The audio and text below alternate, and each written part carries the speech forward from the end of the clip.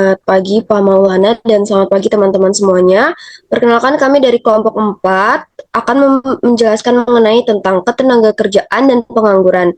Sebelum masuk ke materinya, perkenalkan kami terlebih dahulu. Perkenalkan nama saya Evi Salma dan rekan saya.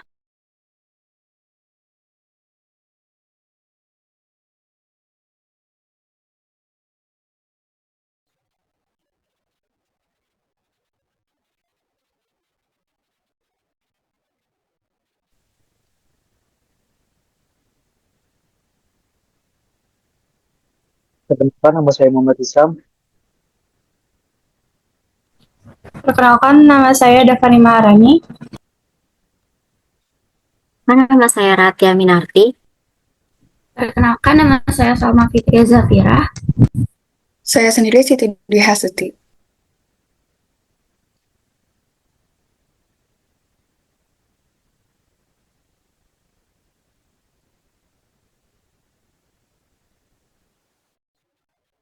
Yang pertama, langsung pengertian ketenagakerjaan, yaitu segala sesuatu yang berhubungan dengan tenaga kerja pada waktu sebelum, selama, dan sesudah masa kerja.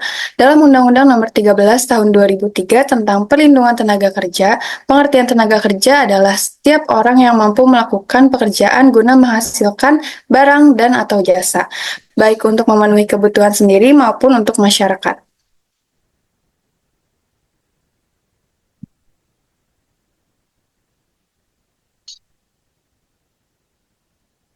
Selanjutnya ada klasifikasi penduduk ketenagakerjaan. Yang pertama dari penduduk atau penduduk itu adalah orang yang menempati suatu wilayah atau negara. Penduduk ini dibagi dua menjadi tenaga kerja dan bukan tenaga kerja. Tenaga kerja seperti yang disebutkan sebelumnya, tenaga kerja ini dibagikan menjadi dua, yaitu angkatan bukan angkatan kerja. Angkatan kerja adalah penduduk yang mampu dan bersedia bekerja dan berada dalam usia kerja, baik yang bekerja, sedang mencari pekerjaan, maupun yang tidak bekerja. Angkatan kerja ini terbagi lagi menjadi dua, yaitu bekerja dan menganggur. Bekerja yaitu orang yang memiliki pekerjaan, dan menganggur yaitu orang yang tidak bekerja, sedang mencari pekerjaan, atau sedang mempersiapkan usaha baru. Selanjutnya ada bukan angkatan kerja. Bukan angkatan kerja ini adalah penduduk yang berada dalam usia kerja yang kegiatannya hanya bersekolah, mengurus rumah tangga, atau orang cacat. Contohnya seperti pelajar, ibu rumah tangga, dan lain-lain. Selanjutnya ada bukan tenaga kerja. Bukan tenaga kerja ini adalah penduduk yang dianggap tidak mampu dan tidak mau bekerja, meskipun ada permintaan pekerjaan. Mereka adalah penduduk di luar usia produktif, yaitu mereka yang di bawah usia kerja 0 sampai 14 tahun dan di atas usia kerja yaitu 65 tahun. Next slide.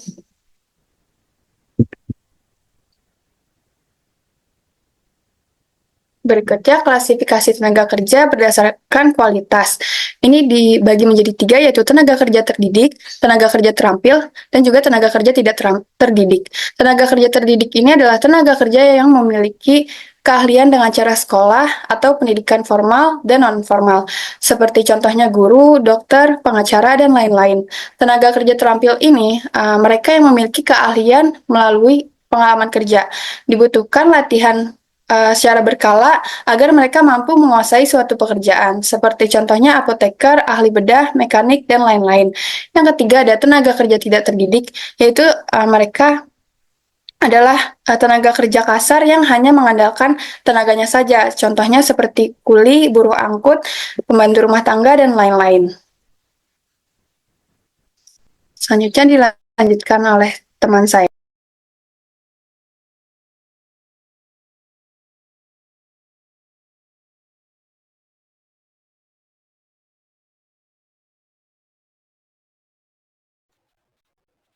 Baik, di sini selanjutnya ada rumus perhitungan ketenagakerjaan yang terbagi menjadi dua. Yang pertama ada rumus tingkat partisipasi angkatan kerja atau TPAK. Tingkat partisipasi angkatan kerja atau TPAK adalah perbandingan antara penduduk yang bekerja terhadap jumlah penduduk yang termasuk usia angkatan kerja. Perhitungan TPAK ini berguna untuk mengindikasi besarnya persentase penduduk usia kerja yang aktif secara ekonomi pada suatu negara atau wilayah. Semakin tinggi TPAK menunjukkan bahwa semakin tinggi pula pasokan tenaga kerja yang tersedia di wilayah tersebut. Dengan rumus TPAK ini, TPAK sama dengan jumlah angkatan kerja dibagi jumlah penduduk usia kerja dikali 100%.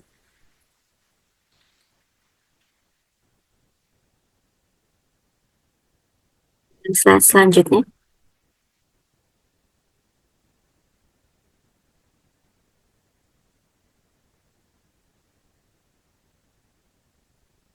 Ini ada contoh soal dari TPAK di DKI Jakarta. Jumlah angkatan kerja pada tahun 2017 yaitu sebesar 5 juta jiwa dengan jumlah penduduk usia bekerja sebesar 7.500.000 jiwa. Maka berapakah tingkat partisipasi angkatan kerja di Jakarta pada tahun 2017? Ini menggunakan rumus yang tadi sudah dijelaskan sebelumnya, yaitu TPAK sama dengan jumlah angkatan kerja dibagi jumlah penduduk usia kerja dikali 100%. Dengan jumlah angkatan kerja yaitu 5 juta dibagi jumlah penduduk usia kerja itu 7.500.000 dikali 100%, yaitu 0,67 dikali 100% sama dengan 67%. Yang ini dengan demikian tingkat partisipasi angkatan kerja di Jakarta pada tahun 2017 sebanyak 67%, yang artinya penduduk yang bekerja dan masih mencari pekerjaan di Jakarta relatif tinggi.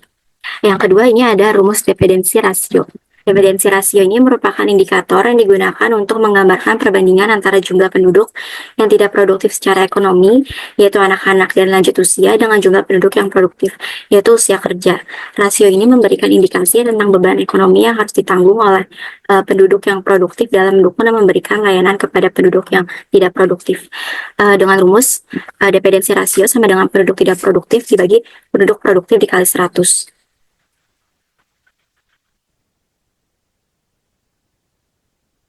Ini ada contoh soal dari perhitungan dependensi rasio, yaitu penduduk Kabupaten X berjumlah 2.500.000 jiwa dan diketahui bahwa jumlah penduduk usia 0 sampai 14 tahun sebanyak 750.000 jiwa dan yang berusia 65 tahun ke atas berjumlah 250.000 jiwa.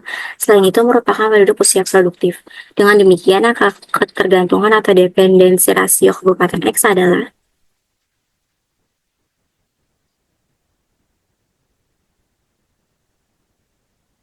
untuk menghitung soal yang sebelumnya itu kita harus menghitung penduduk usia produktif terlebih dahulu. Penduduk usia produktif ini sama dengan jumlah penduduk dikurang jumlah penduduk usia tidak produktif. Tadi jumlah penduduknya itu kan 2.500.000 dikurang jumlah penduduk usia produktif yaitu 750.000 orang ditambah 250.000 orang sama dengan 2.500.000 dikurang 1 juta dan diperoleh hasil 1.500.000 jiwa. Selanjutnya itu menghitung dependensi rasio atau DR. DR ini penduduk tidak produktif dibagi penduduk produktif dikali 100.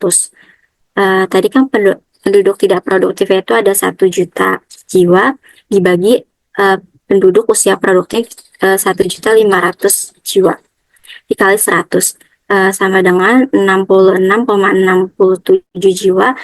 0,67 ini kan relatif dekat dengan, kalau dibuatkan itu kan lebih dekat ke angka 7, jadi diperoleh 67 jiwa. Yang berarti angka ketergantungan Kabupaten X adalah 67 jiwa, artinya setiap 100 penduduk usia produktif menanggung 67 penduduk usia tidak produktif.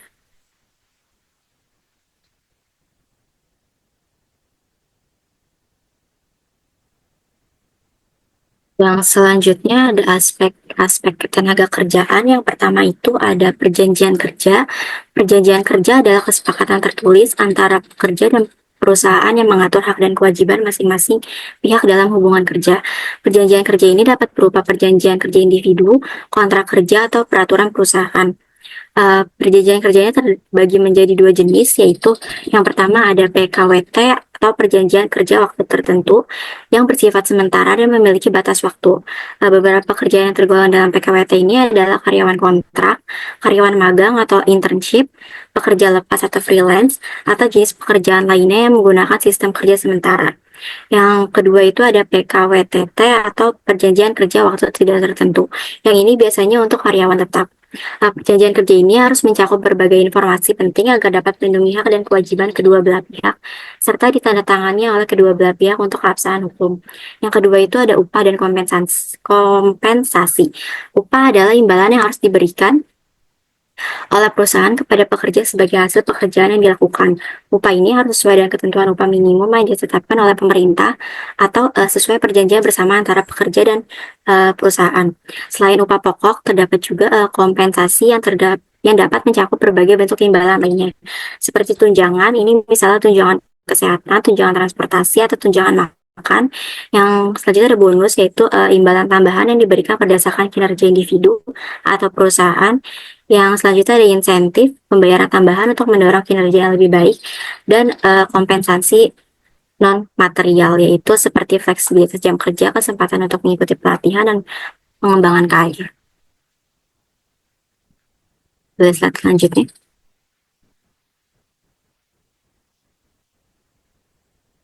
Yang ketiga ini ada kesehatan dan keselamatan kerja. Kesehatan dan keselamatan kerja adalah perlindungan terhadap kondisi kerja yang aman dan sehat bagi pekerja.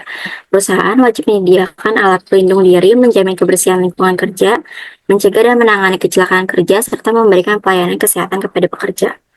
Yang keempat ini ada jaminan sosial. Jaminan sosial adalah perlindungan sosial yang diberikan kepada para pekerja seperti asuransi kesehatan, jaminan pensiun, dan program perlindungan lainnya. Jaminan sosial ini bertujuan untuk memberikan rasa aman, kesejahteraan, dan kemandirian kepada pekerja.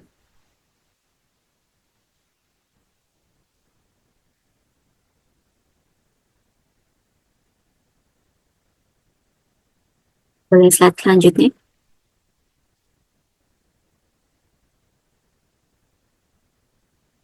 Aspek yang terakhir atau kelima ini adalah jam kerja, waktu istirahat, dan cuti. Jam kerja adalah waktu yang digunakan oleh pekerja untuk melakukan pekerjaan sesuai dengan perintah perusahaan. Kalau jam kerja normal sesuai Undang-Undang Ketenagakerjaan itu biasanya 7 jam sehari atau 40 jam seminggu untuk 6 hari kerja dalam seminggu, atau 8 jam sehari atau 40 jam seminggu untuk 5 hari kerja dalam seminggu. Yang selanjutnya ada waktu istirahat. Waktu istirahat ini adalah periode yang diberikan kepada pekerja untuk beristirahat selama jam kerja. Pekerja mendapatkan waktu istirahat itu minimal, yang pertama ada istirahat makan. Ini biasanya sekitar 30 menit hingga 1 jam setelah bekerja selama 4-5 jam berturut-turut.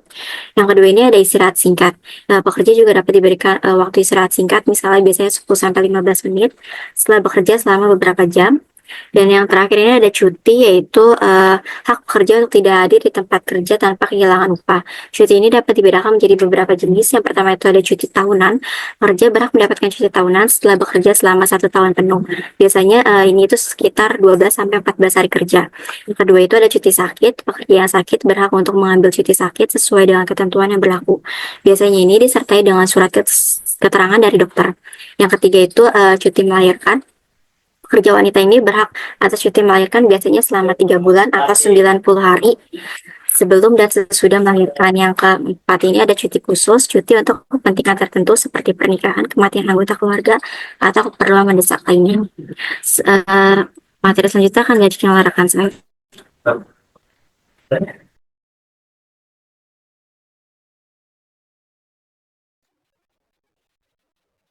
Baik, yang selanjutnya adalah masalah-masalah dari tenaga kerjaan. Yang pertama itu ada pengangguran. Pengangguran itu ada 4 jenis. Yang pertama itu ada pengangguran struktural. Pengangguran ini terjadi karena ketidaksesuaian antara keterampilan pekerja dengan kebutuhan pasar kerja. Terus lalu yang kedua itu ada pengangguran friksional, yaitu terjadi ketika pekerja sedang dalam masa transisi atau mencari pekerjaan baru. Yang selanjutnya ada pengangguran musiman. Ini berkaitan dengan pekerjaan yang sifatnya musiman seperti sektor pertanian ataupun pariwisata. Lalu yang selanjutnya ada pengangguran terbuka. Nah, pengangguran terbuka itu ketika seseorang tidak memiliki pekerjaan sama sekali. Yang selanjutnya ada upah rendah. Banyak pekerja yang menerima upah tidak sesuai dengan kebutuhan hidup layak. Lalu ada juga perbedaan upah antara sektor formal dan informal yang juga menjadi isu dari masalah-masalah ketenaga kerjaan. Lalu yang selanjutnya itu ada kesenjangan gender. Itu diskriminasi terhadap perempuan dalam kesempatan kerja, upah, ataupun promosi karir. Lalu minimnya fasilitas pendukung seperti cuti melahirkan atau penitipan anak di tempat kerja. Yang selanjutnya ada kerja tidak layak. Kondisi kerja yang tidak memenuhi standar keselamatan atau kesehatan. Lalu jam kerja yang berlebihan tanpa kompensasi yang memadai. Lalu yang selanjutnya ada pekerja anak. Banyak anak-anak yang bekerja di usia terlalu muda sehingga kehilangan kesempatan pendidikan. Lalu yang selanjutnya ada pekerja informal. Banyak pekerja berada di sektor informal tanpa perlindungan sosial seperti jaminan kesehatan atau pensiun. Yang selanjutnya ada krisis tenaga berketerampilan, yaitu kurangnya keterampilan yang relevan dengan perkembangan teknologi modern seperti digitalisasi. Yang selanjutnya ada migrasi tenaga kerja. Masalah pekerja migran baik dari dalam negeri ke luar negeri maupun sebaliknya mencakup eksploitasi perlindungan hukum dan kondisi kerja. Yang selanjutnya itu ada PHK massal, terjadi karena resesi ekonomi, otomatisasi atau perpindahan investasi ke negara lain. Yang selanjutnya ada minimnya perlindungan hukum, itu kurangnya penegakan hukum terkait hak hak tenaga kerja seperti tunjangan ataupun cuti.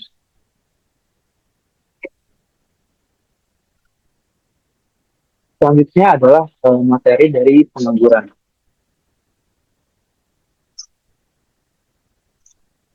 Menurut Badan Pusat Statistik atau BPS, dalam indikator ketenaga kerjaan, pengertian pengangguran adalah penduduk yang tidak bekerja namun sedang mencari pekerjaan atau sedang mempersiapkan suatu usaha baru, atau penduduk yang tidak mencari pekerjaan karena sudah diterima bekerja tetapi belum memulai bekerja.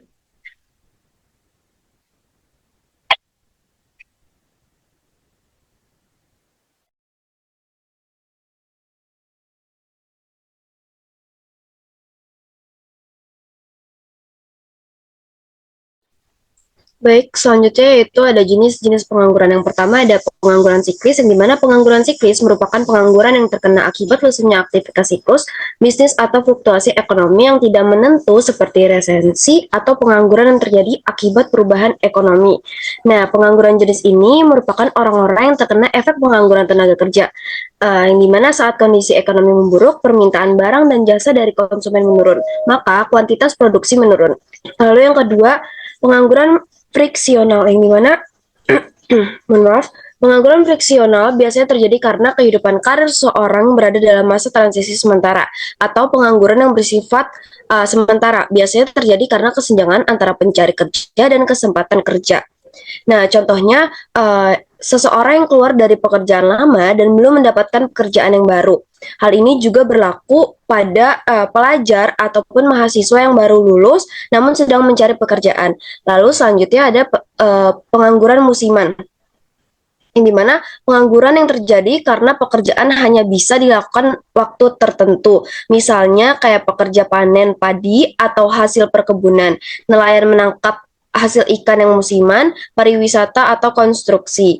Lalu yang keempat, pengangguran struktural, yang dimana pengangguran jenis ini seringkali terjadi karena adanya ketidakcocokan antara kebutuhan perusahaan dengan kemampuan yang dimiliki pekerja.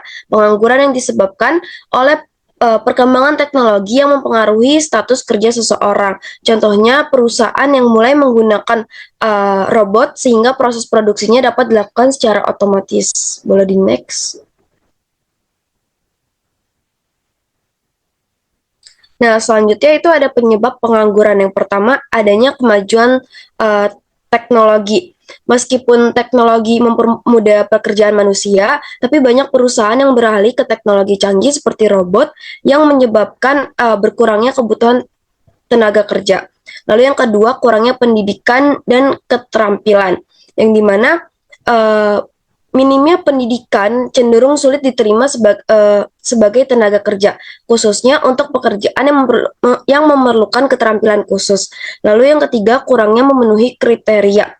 Perusahaan mencari karyawan sesuai dengan kriteria jabatannya, terutama yang memiliki keterampilan tinggi. Ketika sedikit pelamar yang memiliki keterampilan, maka sedikit juga kesempatan pelamar untuk diterima bekerja.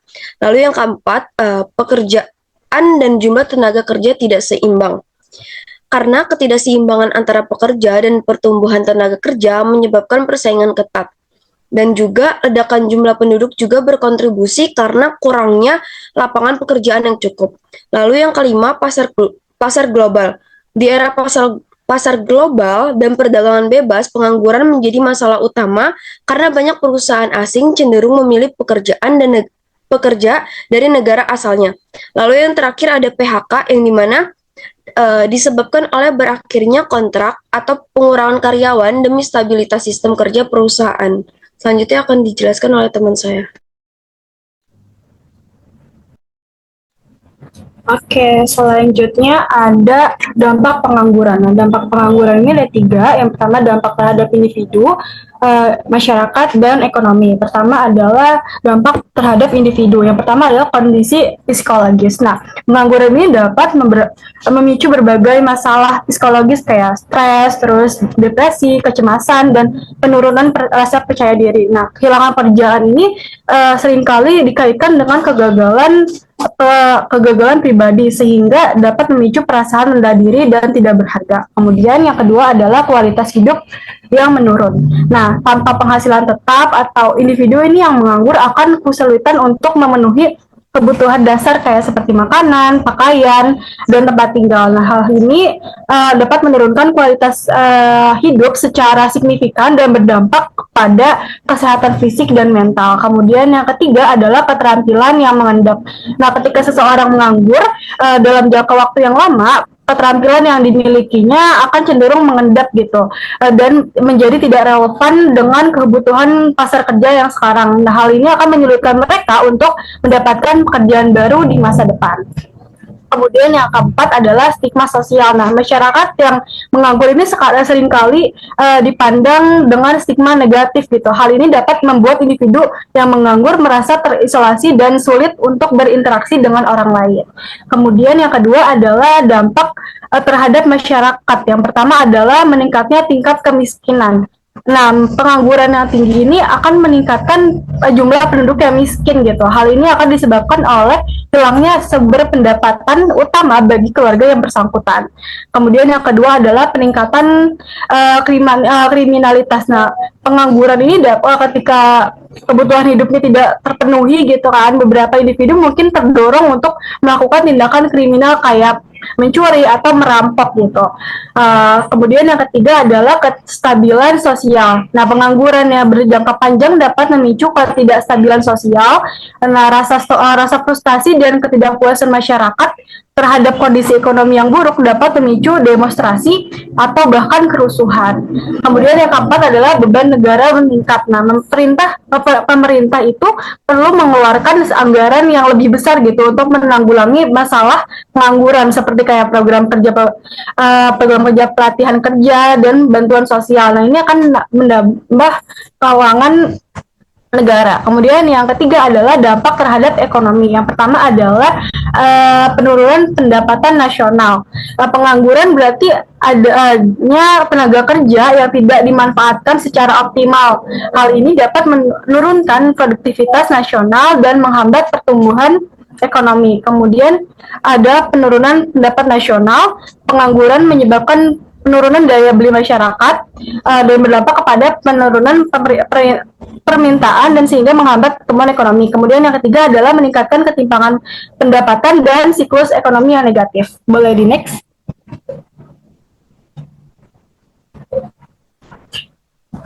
Selanjutnya adalah solusi dari pengangguran. Pertama adalah meningkatkan investasi dalam pendidikan dan pelatihan. Nah, pemerintah ini dapat memfasilitasi pelatihan serta pendidikan dengan mengalokasikan dana pendidikan dan beasiswa, memberikan pelatihan yang sesuai dengan kebutuhan pasar kerja tenaga kerja yang di masa sekarang. Kemudian yang kedua adalah mendorong pertumbuhan ekonomi. Nah, pertumbuhan ekonomi yang stabil ini akan dan berkelanjutan dapat membuka peluang kerja yang baru dan meningkatkan permintaan tenaga kerja. Kemudian yang ketiga adalah meningkatkan akses pasar kerja. Nah, pemerintah dapat membantu meningkatkan akses pasar kerja dengan memperbaiki transportasi publik, memberikan informasi tentang lowongan kerja dan meningkatkan layanan penempatan kerja.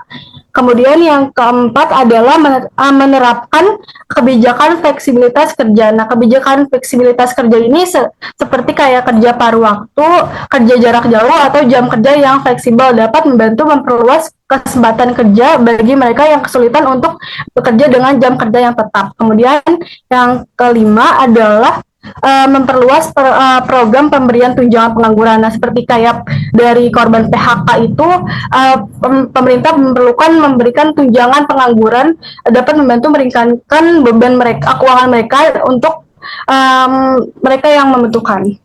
Oke, boleh next. Selanjutnya akan dilanjutkan oleh teman saya. Itu ada pengukuran tingkat pengangguran, di mana untuk mengukur tingkat pengangguran diukur dengan membandingkan jumlah pengangguran dengan jumlah angkatan kerja dan dihitung dalam bentuk presentasi. Lalu untuk rumus untuk menghitung pengangguran, yaitu tingkat pengangguran sama dengan jumlah pengangguran dibagi jumlah angkatan kerja dikali 100%. Boleh di next. Lalu di sini terdapat contoh untuk mengukur tingkat pengangguran. Misalkan pada sebuah kota, pada data sebuah angkatan kerja, yaitu menunjukkan jumlah penduduk yang bekerja itu 800.000 orang, dan jumlah pengangguran yaitu 200.000 orang. Lalu hitunglah tingkat pengangguran di kota tersebut. Yang pertama itu diketahui jumlah pengangguran sama dengan 200.000 orang, dan jumlah angkatan kerja sama dengan jumlah bekerja ditambah jumlah pengangguran. Jadi jumlah pengangguran itu 200.000 ditambah 800.000 orang sama dengan 1.000 orang.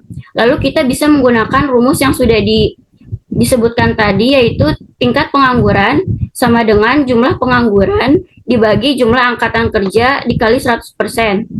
Lalu kita substitusikan nilainya,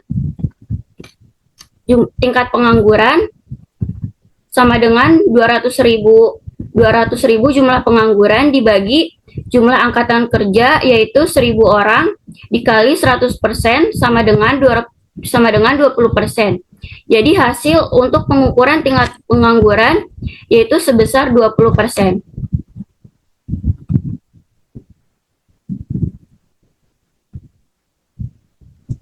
Baik, terima kasih. Untuk teman-teman yang ingin bertanya, boleh di kolom chat komentar ya. Sekian dari kelompok 4, kurang lebihnya mohon maaf. Wassalamualaikum warahmatullahi wabarakatuh.